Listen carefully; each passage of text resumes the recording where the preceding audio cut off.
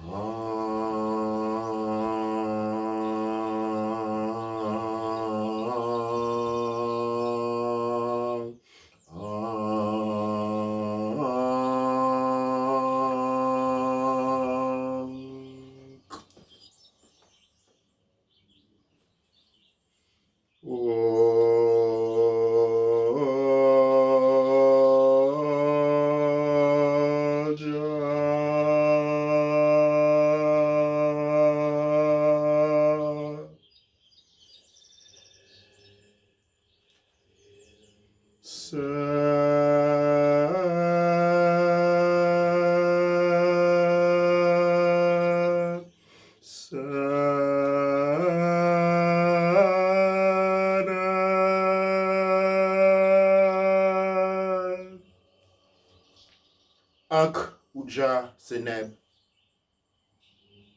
Vie. Ankh Uja prospérité. Seneb bien-être. Toi ou terre.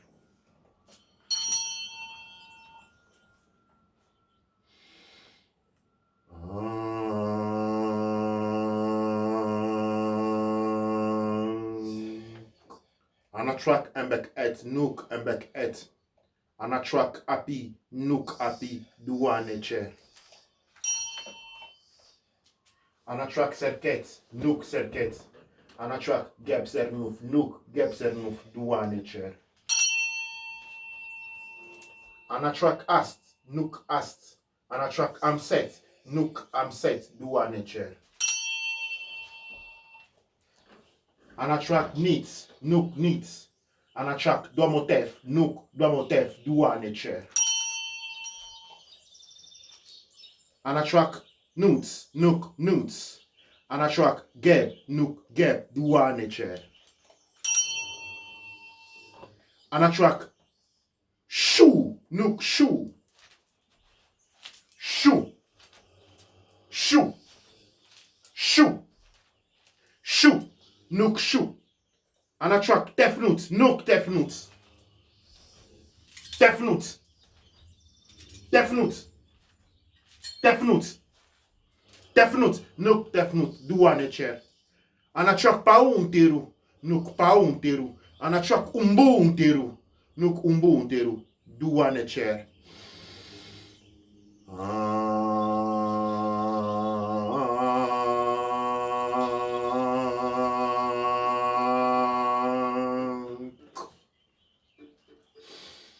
Nook penukut nook penukut. Nuga penuka kut nugar kut nugar kut. Nuga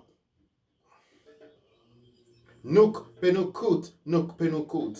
Nuga penuka kut nugar kut nugar kut. Nuk penukut nuk penukut. Nuga penuka kut nugar kut nugar kut.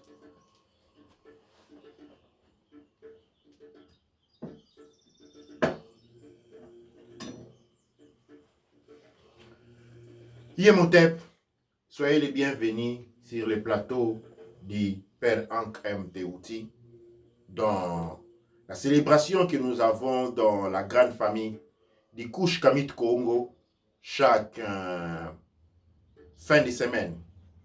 Chaque vendredi, nous nous retrouvons dans les Raoult et Tepou. Et chaque samedi, nous nous retrouvons dans Jet Chetaout Necher hors du temps et de l'espace. Et aujourd'hui, je commence par vous saluer à ceux qui sont fidèles et chaque jour, chaque fin de semaine, nous nous retrouvons ici. Doua Netcher à vous tous. Et Doua Netcher à ceux qui ont rejoint le Père Hank M. Tewuti dans la semaine.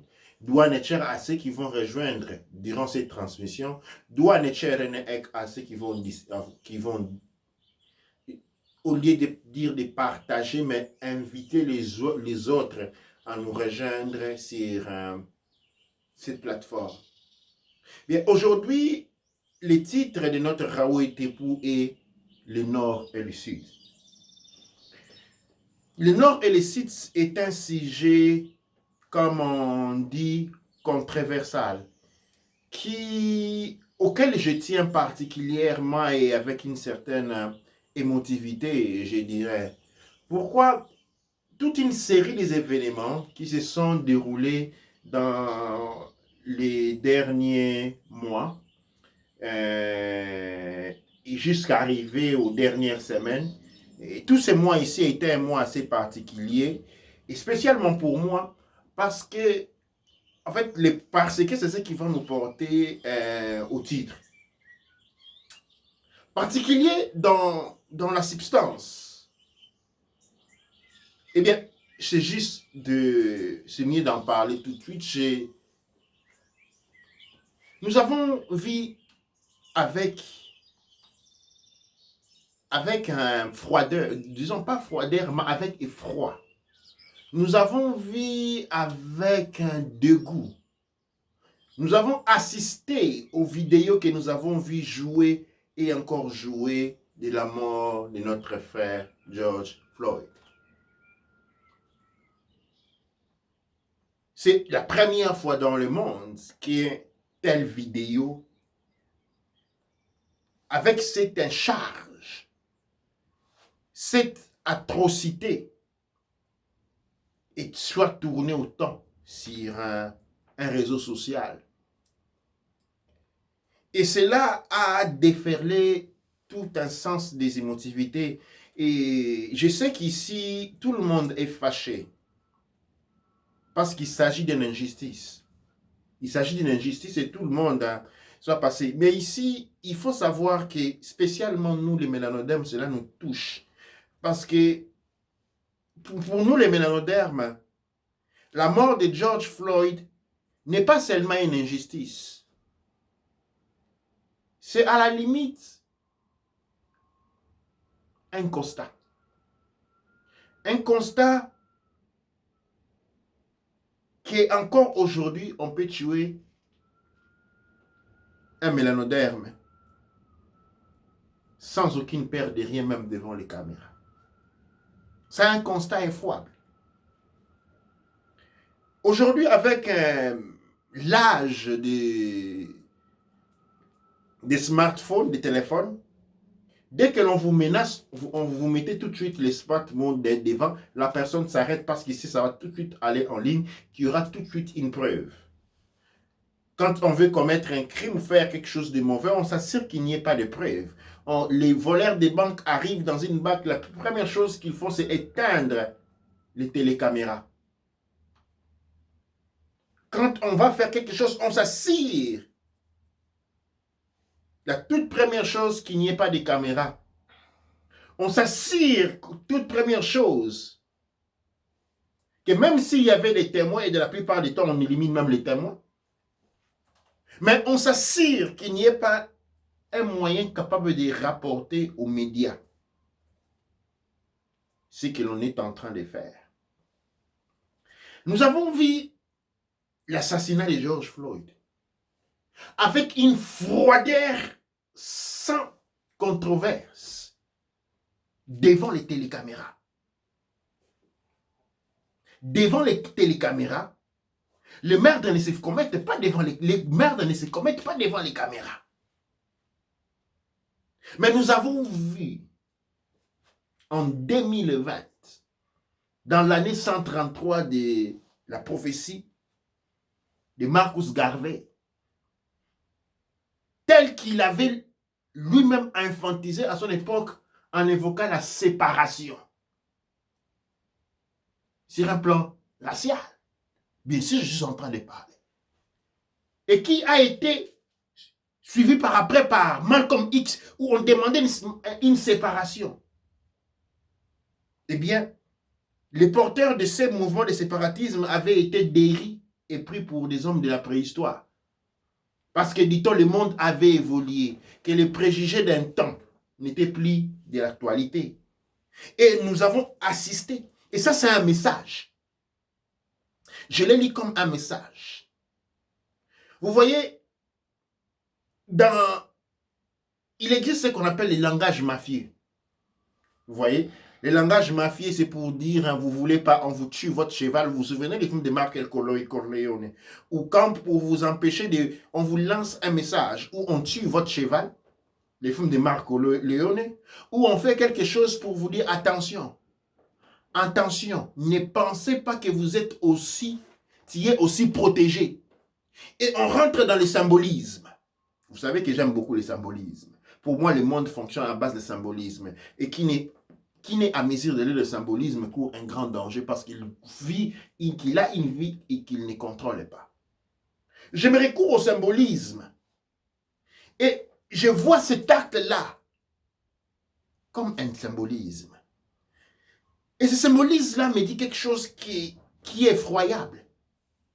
Le symbolisme dit, voilà, en 2020, devant les caméras, devant tout le monde, un mélanodème peut être tué. Et c'est vrai que nous avons eu tout de suite la réaction populaire. Imaginez si cela, imaginez que l'événement de George Floyd n'avait pas été filmé. Pensez-vous que le policier qui a été déchu de son poste l'aurait été? L'événement de George Floyd me rapporte, je suis né en 1979 et tout d'un coup je me trouve dans les années 60. Quand je vis ce qui était arrivé à notre frère George Floyd, j'ai fait une naissance au contraire. C'est-à-dire, je suis né en 79, j'ai commencé à grandir au contraire. Et je me suis retrouvé dans les années 60. Les années où il y avait d'un côté Malcolm X et de l'autre côté Dr. King. Et je revis les démonstrations pacifiques conduites par Dr. King Jr., Martin Luther King Jr. Ces démonstrations étaient conduites par des personnes simples. Parce que les violents, dit-on, étaient du côté de Malcolm X. Les pacifiques étaient du côté, dit-on, de Martin Luther King, Dr. Martin Luther King Jr. Et l'histoire nous tient pour témoin. Parce qu'on dit, durant les marches de Martin Luther King, il n'y a pas eu une époque où les Noirs avaient été, ils ont reçu des tabassements volontairement. Il n'y a pas eu une seule époque de l'histoire. Pendant l'esclavagisme, des fois on ne répondait pas parce qu'on avait peur de la représaille féroce. Mais durant ces marches-là, il n'y a pas une époque où les Noirs avaient été aussi tabassés de manière volontaire, où les enfants qui s'arrêtaient et s'agenouillaient pour commencer à prier, on libérait les chiens contre eux. Où les pompiers s'est ramené avec des pompes d'eau. Hein? Les pompiers venaient avec des pompes d'eau. Et avec ces pompes d'eau, ils tiraient sur les enfants. Et les jets d'eau étaient puissants au point où ils faisaient même tomber les murs. Imaginez un jet d'eau qui est puissant au point de faire tomber un mur. Et c'est ces jets-là, ces jets d'eau-là qu'on oriente vers des enfants. C'était un massacre. C'était un massacre. Au point où, à une seconde marche, quand le chef de la police de Alabama demande aux pompiers de tirer l'eau sur les enfants, les pompiers eux-mêmes ont dit non, non, non, c'est quand même trop. C'est quand même trop. Et vous savez qu'est-ce qui est arrivé à ces policiers? Eh bien, le président des États-Unis l'a convoqué à la Maison-Blanche pour lui dire fais un peu lentement, fais un peu lentement, un peu lentement. Et ces événements-là étaient repris à la télévision. Ils sont passés à la télévision. Et vous savez quand est-ce que les mouvements qu'on appelait les abolitionnistes, vous savez qui étaient représentés par les Blancs, vous savez à quel moment le gouvernement américain s'est levé pour intervenir contre les habits du Ku Klux Klan, qui étaient composés pour la plupart. Le Ku Klux Klan aux États-Unis est encore composé par les 80% de la police, des forces de l'ordre. Les 80% des forces de l'ordre.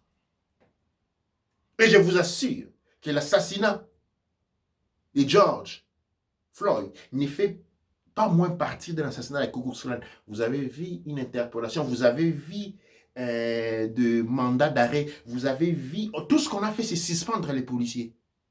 Vous n'avez pas vu des mandats d'arrêt. Vous n'avez pas vu des mandats d'investigation. Non. Non, non, non, il n'y en a pas. Il n'y en a pas. Il n'y a pas d'investigation.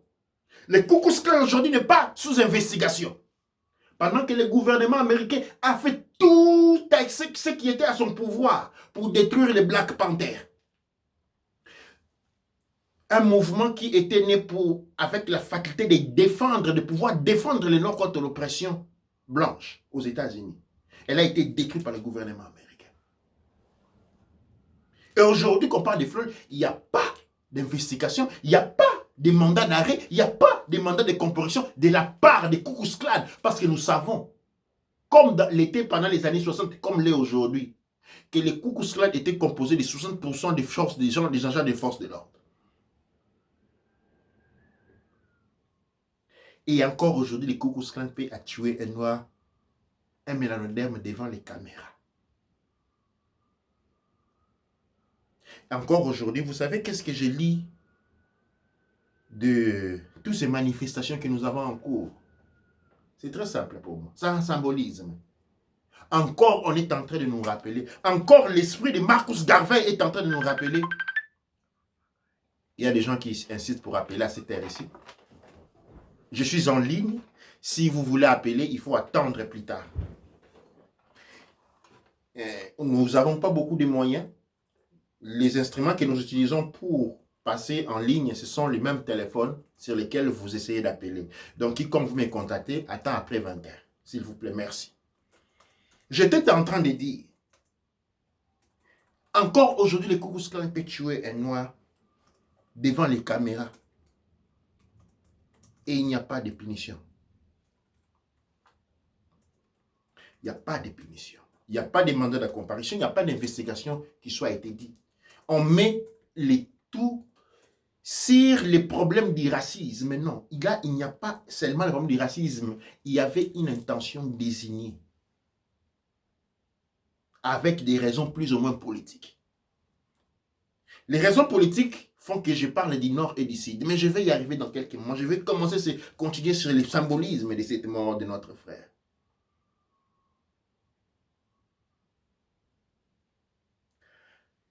Imaginez si on avait tué un Chinois. Ne regardez pas la nationalité. Regardez la race. Imaginez un Chinois qui soit un citoyen américain, qui soit abattu de la sorte. devant tout le monde. Que pensez-vous serait à ce moment ici les rapports entre la Chine et les États-Unis? Je ne parle pas d'un citoyen chinois. Je parle d'être parce qu'il y a beaucoup de Chinois américains, des nationalités américaines.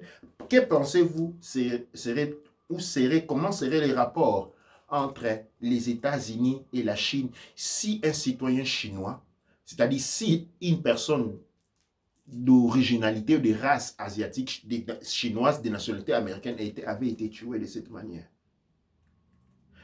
Que pensez-vous seraient les rapports avec le monde arabe si un Saoudien était tué de la même manière? Nous serons en train de parler des problèmes diplomatiques. Nous serions en train de parler des problèmes diplomatiques entre tel État et tel État. Mais il s'agit de Noirs. Et encore là, la conscience de Marcus Garvey aujourd'hui me communique qu'il encore pourquoi on est en train de faire les riots, parce qu'il n'y a personne d'autre pour les défendre. Le monde a évolué, dit-on. Mais un frein a été fait sur le monde noir au point où il y a une responsabilité. Au point où il n'y a pas un seul président africain qui a envoyé des condoléances ou dit des mots publiquement. Mais quand il s'agissait de dire « je suis Charlie », tous les présidents africains étaient en ligne. Tous, je suis Charlie. Ils sont fait venir faire les cordons durant la marche qu'il y avait eu à Paris. Tous les présidents africains étaient là. Combien de présidents africains nous avons aux États-Unis pour représenter la race? Ces présidents représentent qui? Ces gouvernements représentent qui? Que quand on est tué, tout ce qu'ils peuvent se faire, c'est compter leur argent. Ils représentent qui? Et si on se pose la question sur ce que ces gouvernements représentent qui, ils sont là pourquoi? Qui les a mis là? Qui leur concède le pouvoir? Qui leur concède l'autorité?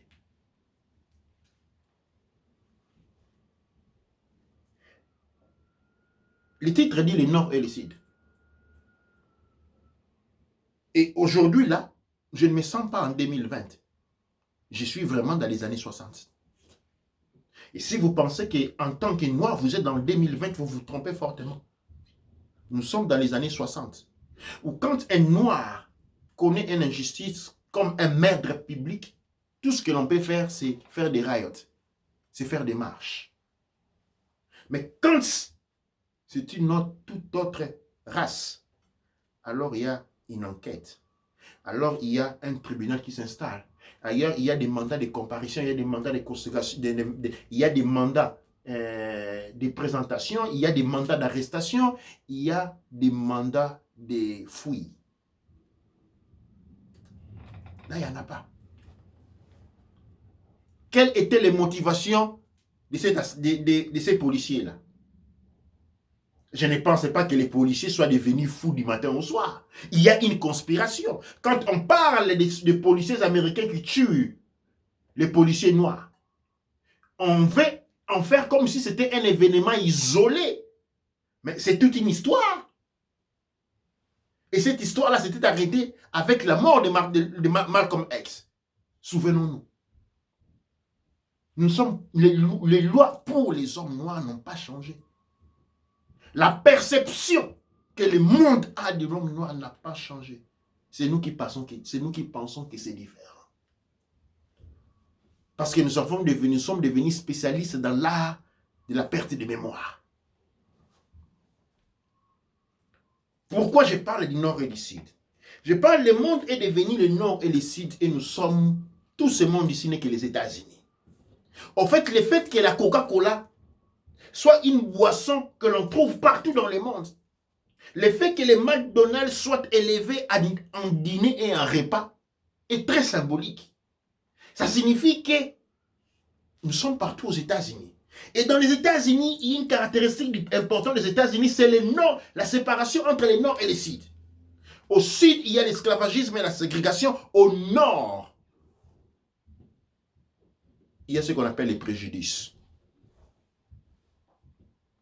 Dans les États-Unis des années 60 et avant, il fallait s'échapper du Sud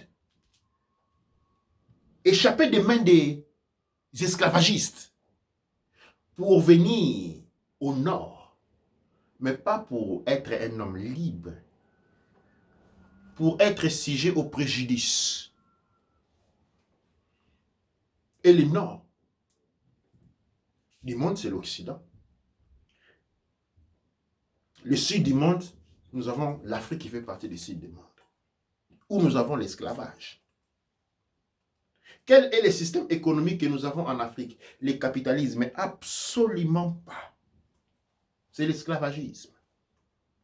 Parce que pour parler du capitalisme, il faut qu'il y ait un état de droit qui garantisse des conditions de travail, qui soit en mesure de débattre sur les conditions du travail et donc l'existence d'un syndicat de travail qui soit en mesure d'avoir une représentation au niveau du Parlement.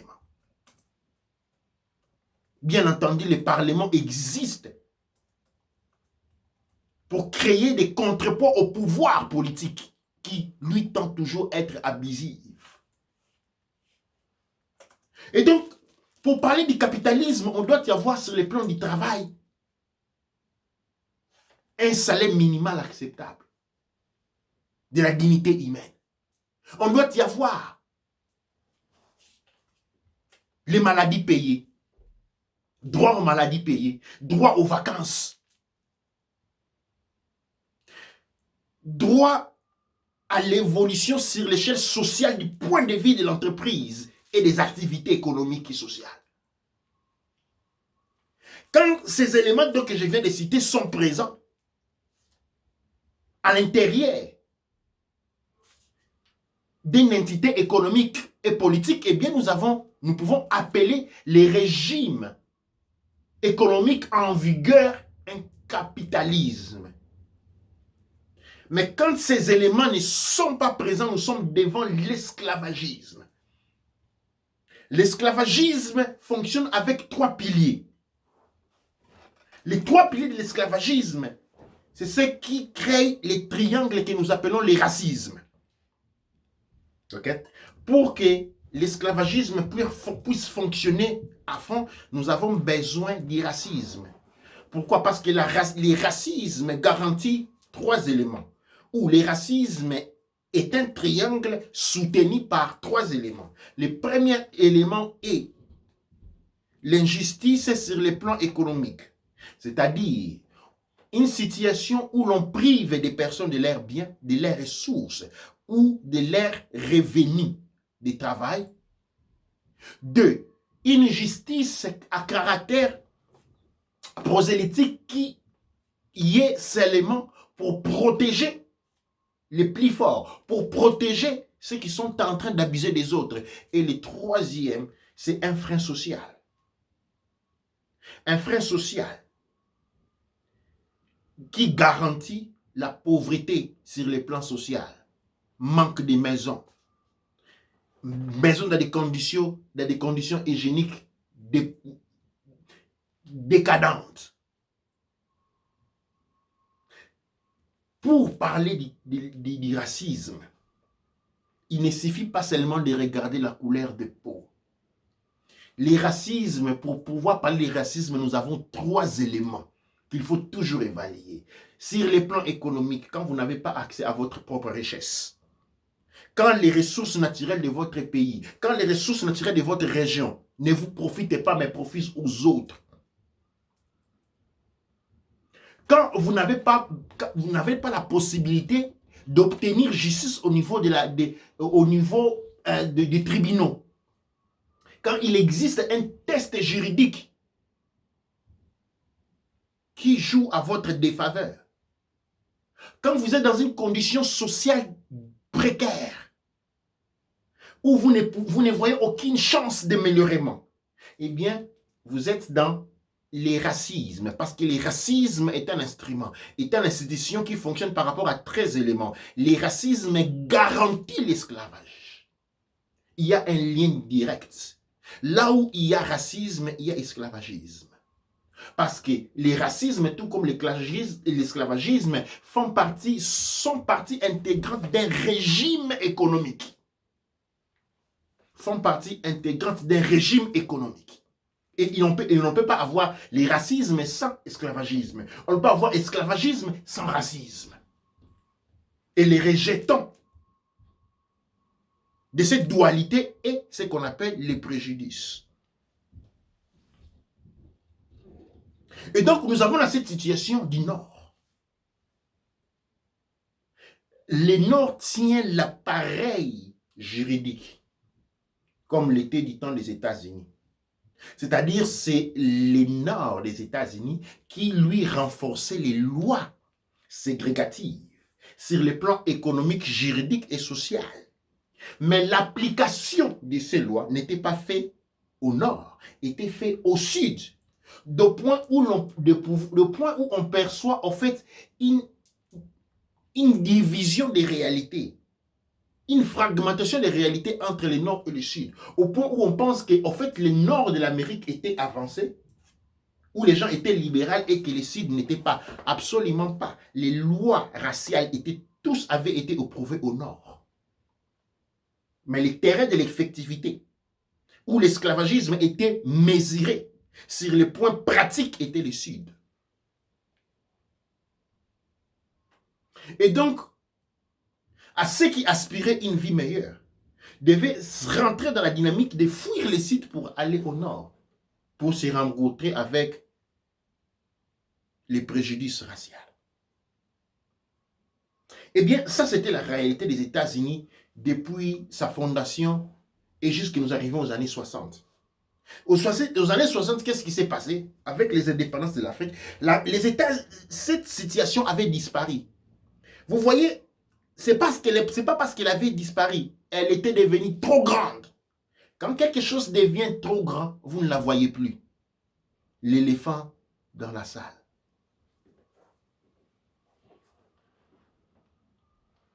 Le binôme esclavagisme et racisme était devenu tellement énorme. C'était adapté à tant de réalités qu'elle était devenue invisible. Donc, on a applaudi sa fin. Pendant qu'on a été tous absorbés par ces mêmes monstres. Et on a passé, évolué dans le temps, pendant que nous sommes restés bloqués dans les années 60. Et aujourd'hui, George Floyd et les symbolismes qui élèvent notre conscience encore plus haut. Et quand on regarde en bas, qu'est-ce qu'on voit? On voit l'esclavagisme et le racisme qui étaient toujours présents. Nous, on pensait qu'elle avait disparu parce qu'elle s'était élevée au-dessus de nous et s'était confondue au ciel. Elle était devenue nous. Et maintenant qu'on s'est levé au-dessus d'elle, on regarde, on voit qu'elle n'est jamais partie. C'est ce symbolisme qui nous fait voir qu'encore aujourd'hui, on peut tuer un homme noir. Dans les années 60, les enfants de l'école primaire en Alabama chantaient une chanson. La chanson disait « Je vais devenir un policier de l'Alabama. » C'est ce que je désire du fond de mon cœur. Parce qu'en devenant un policier d'Alabama, je peux tuer un nègre légalement. Et quand j'écoute cette chanson, et je vois la vidéo de George Floyd qui est assassiné, je suis en train de voir la tête de quelqu'un qui est sûr d'être en train de commettre quelque chose qui était légalisé. De quelque chose qui est complètement légalisé. Et quand je vois les comportements de Trump, le président américain, on est à la limite de la légalisation. En fait, ce qui est illégal, c'est les protestations. Ce sont les protestations qui sont à la limite illégales, mais pas l'assassination. Parce qu'on a tué qui? A-t-on tué un Chinois? Non. A-t-on tué un Anglais? Non. A-t-on tué un Japonais? Non. A-t-on tué un Arabe? Non. On a tué un Africain. Ah ben ouais. Qu'est-ce qu'on va dire? Allons dormir. À la limite. Je sais que là dehors, nous sommes fâchés. Mais que cette colère ne nous porte pas à la dérive, je pense plutôt que nous devons réfléchir. Parce que c'est que l'assassinat de notre frère nous a fait voir que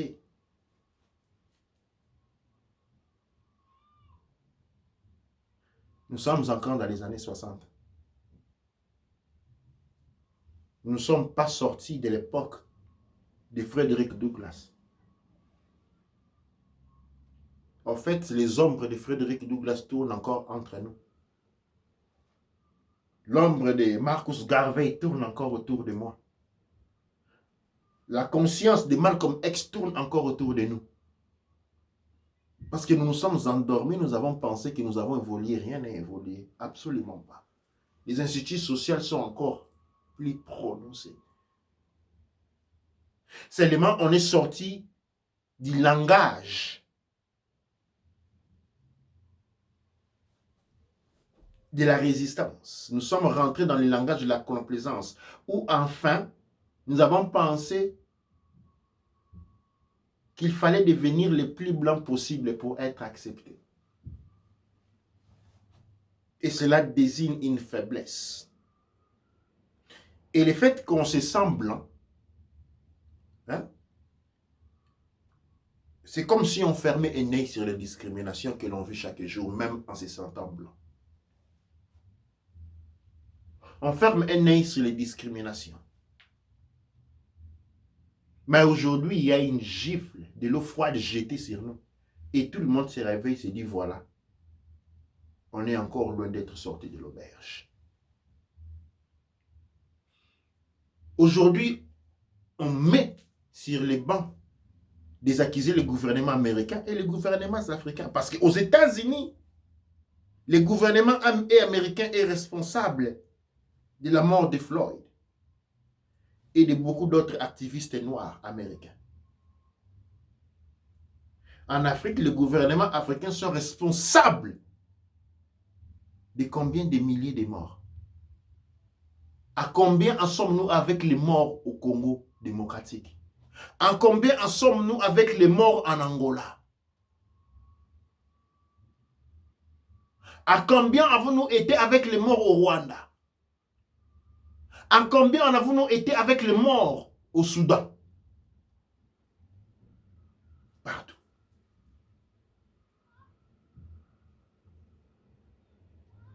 Partout. En Afrique, il y a beaucoup de morts. L'injustice sociale, quand nous faisons les maîtres que je viens de définir pour individuer le racisme et l'esclavagisme, nous pouvons affirmer que l'Afrique est sous esclavagisme. Ne faisons pas l'erreur de faire les fêtes et de nous retrouver dans ce que nous avons fait dans les années 60. C'est ça le problème de la protestation. Quand on proteste, on n'a pas un plan.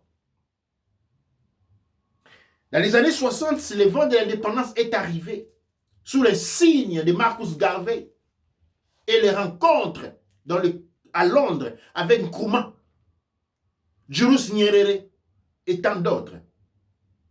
Mais le diable est malin. Le diable est malin parce qu'il nous avait coupé de notre culture. Et vu qu'il nous avait relégué à son niveau d'instruction les plus bas, on dit qu'on n'était pas préparé. En fait, on nous donne, ayant oublié nos traditions, on nous donne indépendance. Comme disait Franck Fanon, les jours avant l'indépendance égale après l'indépendance. Parce que nous avons voulu devenir indépendants, mais nous ne savions pas, nous n'avons pas pensé, nous voulions devenir indépendants de qui et comment. Nous sommes seulement sortis sur les riz à la recherche de cette indépendance. En fait, tout de suite après l'indépendance, c'était exactement la même. On est sorti de la colonisation par la porte, on y est retourné par la fenêtre. Et on ne s'est même pas rendu compte de ces passages. Aujourd'hui, les États-Unis, c'est le monde entier.